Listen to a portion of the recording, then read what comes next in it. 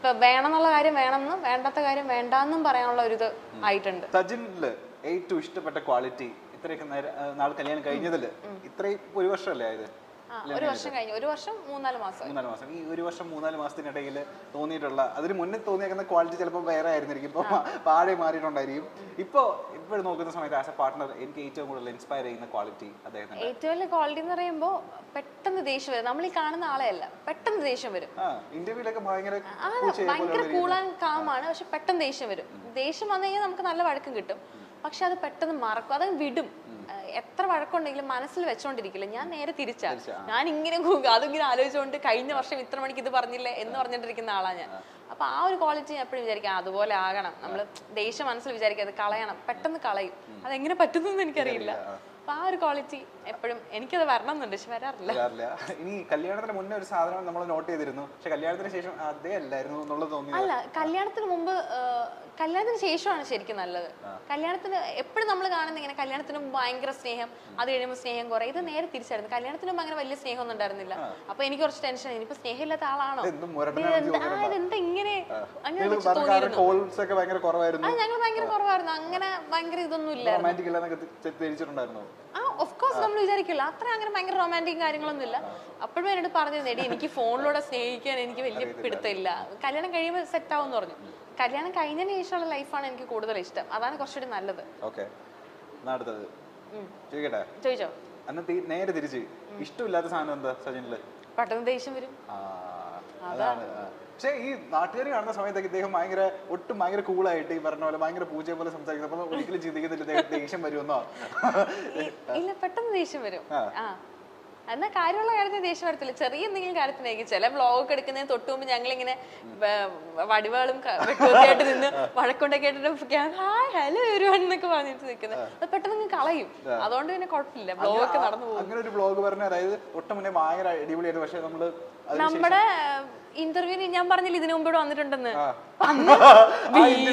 ഭീകരവഴക്കെന്ന് ഞങ്ങള് കാറിൽ വരുന്ന വഴിക്കൊരു വഴക്കാ, ഡോറ് വരെ ഞാൻ അടച്ചിട്ടാണ് ഞാൻ ഇറങ്ങി വന്ന് ഇന്റർവ്യൂവിന് ഇരുന്ന് ചിരിച്ചോണ്ടിരുന്നത്.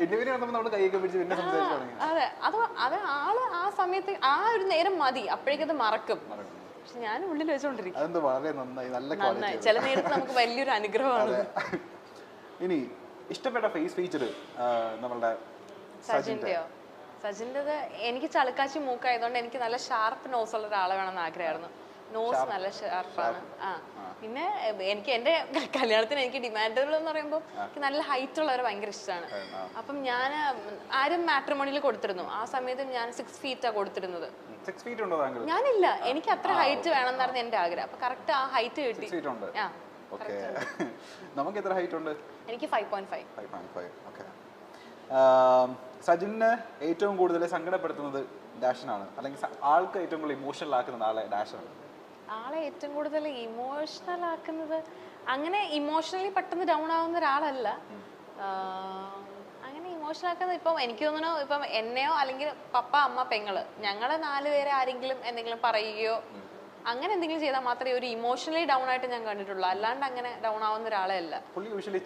ഫാമിലി ഓറിയന്റഡ് ആയിട്ടുള്ള ആളാണ്. ഫാമിലി കുറച്ച് പ്രാധാന്യം കൊടുക്കുന്ന ഒരാളാണ്. നേരെ തിരിച്ച് ആലിസൺ ആണെന്നുണ്ടെങ്കിലോ? ഞാൻ ഫാമിലിക്ക് പ്രാധാന്യം കൊടുക്കുന്ന ഒരാളല്ല.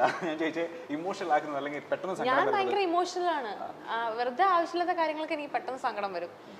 എനിക്ക് എപ്പോഴും ഏറ്റവും കൂടുതൽ ഇമോഷണൽ ആവുന്ന എനിക്ക് ഒരുപാട് സ്നേഹമുള്ള ആൾക്കാരുടെ ഭാഗത്തുനിന്ന് ഇപ്പം ഒന്ന് ദേഷ്യപ്പെട്ട എന്തെങ്കിലും പറഞ്ഞാൽ എനിക്ക് പെട്ടെന്ന് ഞാൻ ഡൗൺ ആവും. അല്ലാണ്ട് എനിക്ക് പ്രശ്നമില്ല.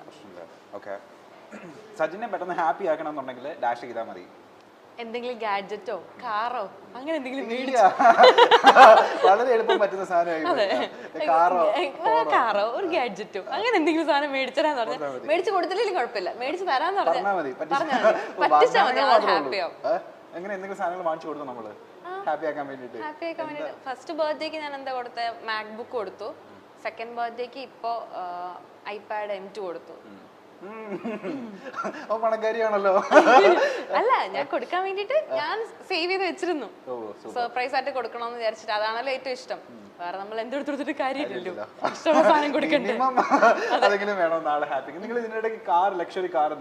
ഞാൻ BMW എടുത്തായിരുന്നു. അതെങ്ങനെ യൂട്യൂബൊക്കെ സ്റ്റാർട്ട് ചെയ്തതിനു ശേഷമാണോ? കല്യാണം കഴിഞ്ഞതിന് ശേഷം യൂട്യൂബ്. കല്യാണത്തിന് ജസ്റ്റ് ഒരു 1-2 ആഴ്ചക്ക് മുൻപ് യൂട്യൂബ് തുടങ്ങി. അപ്പൊ കല്യാണം യൂട്യൂബിലൂടെ ആയിരുന്നു, അതിനുശേഷമായിരുന്നു കാർ എടുത്തത്. നിങ്ങൾ സ്വപ്നത്തിലെങ്കിലും വിചാരിച്ചു ഇത്രയും വളർച്ച ഉണ്ടാവുമെന്ന്? ഇല്ല, എന്തോ ഇത്രയും വളർച്ച ഉണ്ടാവുമെന്ന് ഇല്ല, ഞാൻ ഒരിക്കലും വിചാരിച്ചിരുന്നില്ല.